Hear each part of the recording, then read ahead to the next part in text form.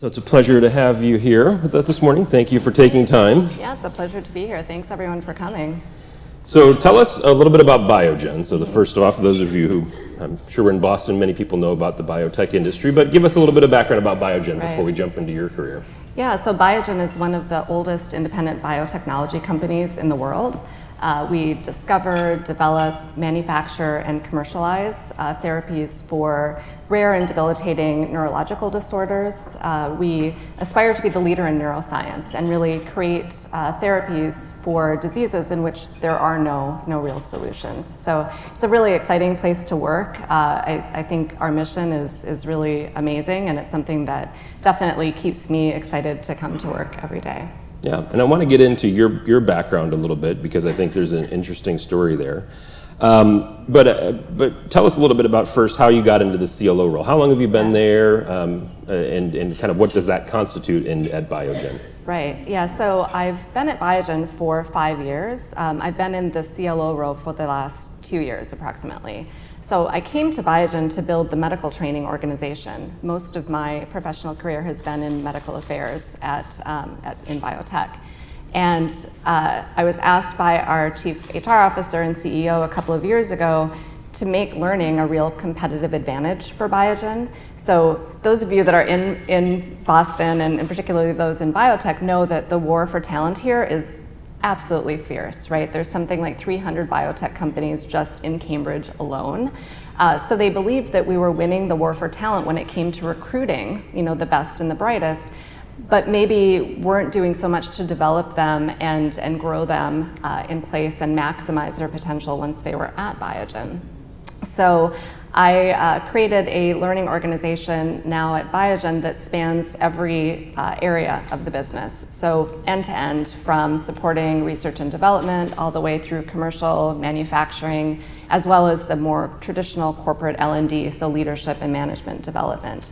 But really spanning the whole thing and creating an organization that has a point of view on what learning is and can be for the organization, and really how we can leverage learning and various learning interventions to keep those best and brightest at Biogen and keep them developing and able to do everything we can to support the patients and customers we serve.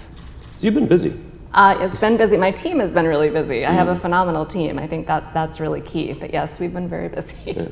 So two things that I think are interesting as we look at your personal path to where you're at right now. Number one, you're a neuroscience PhD. That's right. So what does that mean? What does that mean? That means I guess I love to learn, for one thing, and that's probably pretty foundational to who I am as a person and what I bring to my role at Biogen.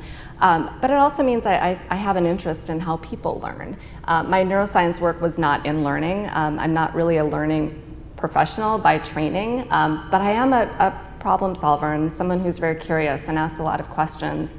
And I like to apply the scientific approach really to learning at Biogen, to solving our problems around learning. So I think it's more of an approach and one of rigor and measurement and reporting and experimentation than it is so much the actual area of work that I studied. So you did your PhD, it was at University of Chicago? That's right. You did your, so what led you to that path? Because that wasn't necessarily your path until that point. You didn't go to undergrad in a science field, did you? So I did, well, kind of. I was a psychology undergraduate, and my neuroscience is in biopsychology. I studied psychopharmacology and neuroendocrinology, but it was all very much related to how does the brain work? That was the fundamental question that inspired me when I was in school, and really all my life is, how does this brain work, and what can we do to influence it and to understand it? So psychology was one way, I think, to do that, and then the neuroscience path was taking that a step further, and actually I studied psychopharmacology, so I was giving drugs to actually change the brain and measure the impact. So I really wanted to find out how it was working and how we could influence it. It's a good question to ask, yeah. So I'm kind of curious, what do you feel like that, as you study neuroscience, and I think there's a lot of things that have been happening with neuroscience over the last 10 years or so. How much do we know, in your point of view, about how the brain works? Very little, I think. I mean, I think that's one of those things, the more we know, the more we learn that we don't. And I was at this CLO event in Chicago a couple of months ago, and there was a professor from Northwestern who was talking about how we learn and really just challenging every assumption that I think me and many of us in the room had, but it was more about how your whole body and brain takes in information and processes things really in an almost subconscious way. And I think there's just a tremendous amount out there that we don't know that we're continuing to learn, and to me that's phenomenally exciting, and I think really interesting for us as learning professionals, because it's going to give us ways to think about how we influence the learning experience even more. So I want to turn to something else, but advice for those of us in this audience who are interested in this science, maybe more from a layman's point of view. What would you say we pay attention to as who should we follow? What books maybe should we read that you think we'd recommend from a layman's point of view that can help us to get a grasp of that? That's a good question. So I'm not terribly good at recalling names offhand, but every once in a while, just Google like learning in the brain, or I was reading all this work the other day on curiosity and how people who are naturally curious, it prepares the brain to learn better and faster. And there was these really cool studies that were done where they showed that curiosity in and of itself, just the act of being curious, makes for better, faster, quicker, more robust learning. Now, how important is that for us in learning? And I think we all probably naturally know that, right? You want your learners to be curious. Why do we need to know this? How is this going to impact our job? So building that curiosity really builds better learning experiences. So I just Google things every once in a while and come up with some really interesting research. Great. So, all right, so you've completed your PhD in neuroscience, and then you went to work for McKinsey. Yes. So you chose not to go that scientific path. Right. Why'd you make that decision? Oh, probably a little bit of naivete, I don't know. When I was getting my PhD, I realized pretty quickly that at least I believed that it wasn't going to be a fulfilling career path for me. And, I was young, I was naive, I already felt like I was doing quite a lot of research. I was decently published. I was hired as an adjunct faculty member at University of Chicago, so I was designing and teaching my own courses while I was getting my PhD, and I thought, gosh, is this it, right? It's just like building a bigger and bigger lab and more grants, and I realized that I wouldn't be able to do at scale the things that I wanted to do, which was, figure out how the brain worked, or figure out how to, make people perform better, do bigger, better things. And so I was also passionate about science and passionate about healthcare. I realized biotech was probably an area that I wanted to go into, but I didn't want to go into it at the bench science level. I wanted to go into it at the business level. But I did not want to get an MBA at that point. I was kind of, done with the academic path for a little while, right?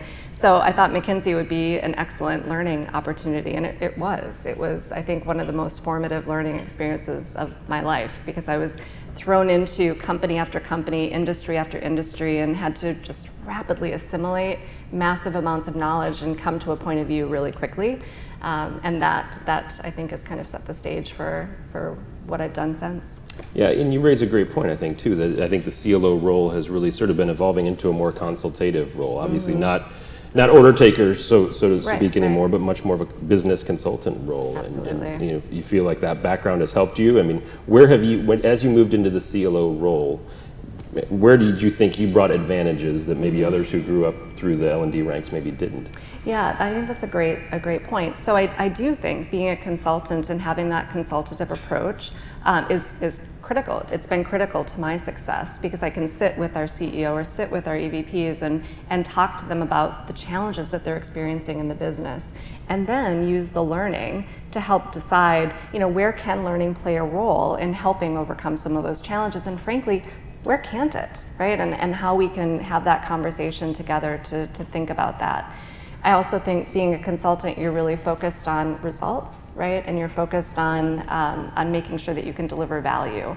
So having that approach, I think, has also been really critical. Yeah, of course, the difference between being a consultant and being somebody in-house is that you're actually accountable for the results. I'm responsible for the results, yeah, exactly.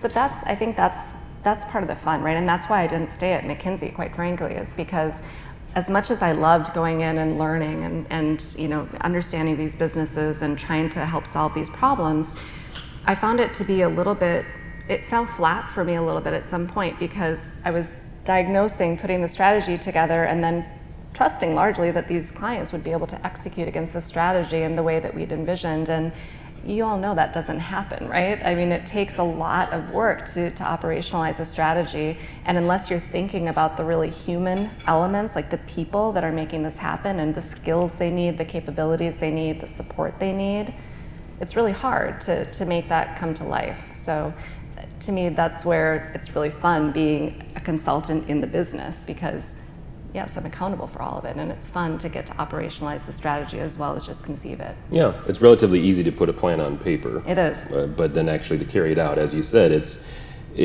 people driven, and you need to be there with people doing that. And I think that mission driven piece of it that you were just referring to is really why you kind of got where you are now. Mm-hmm. You tell us a little bit, one more jump before you got to Biogen. You were working with the National MS Society. Yeah. How did you make that why did you make that transition from McKinsey to the National MS Society? For the exact reasons that I was just saying. So I'd worked with a number of clients and put these great strategies in place, and I stayed connected with all my clients, and realized that there was a certain point at which maybe they weren't able to execute the strategy entirely, or they were struggling a little bit.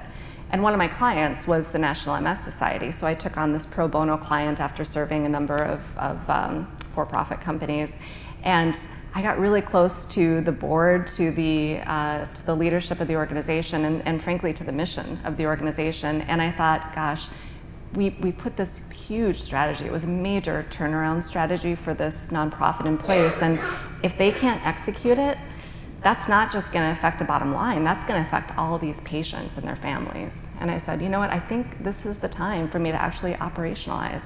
So I went to work for the client and got to play a role in actually transforming that chapter and turning around that organization.